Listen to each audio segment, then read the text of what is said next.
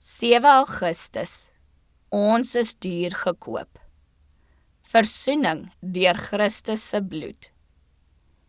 En nie alleen dit nie, maar ons roem ook in God deur ons Here Jesus Christus, deur wie ons nou die versoening verkry het.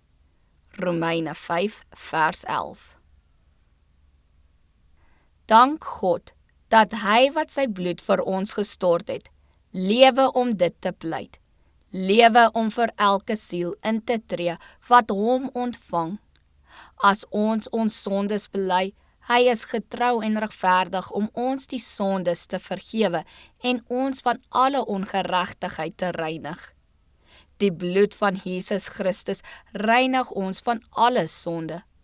Ons moet die doeltreffendheid van die bloed van Christus altyd in gedagte hou.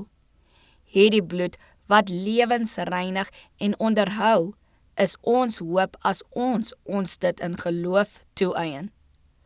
Ons moet 'n steeds groter besef hê van sy onberekenbare waarde, want dit geld vir ons alleenlik as ons deur geloof die krag daarvan opeis en die gewete rein en in vrede met God bewaar.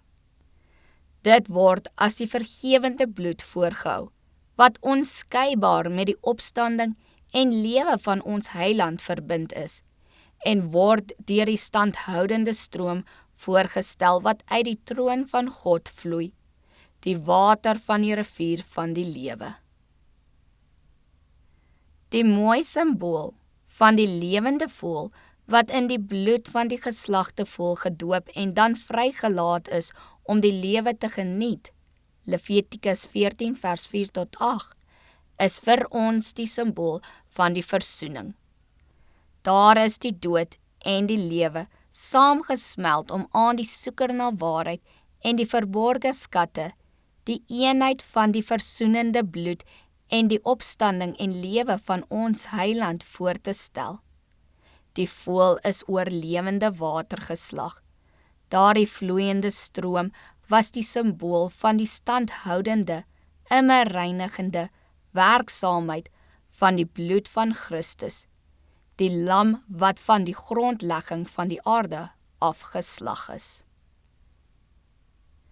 Ons moet vrye toegang hê tot die versoenende bloed van Christus.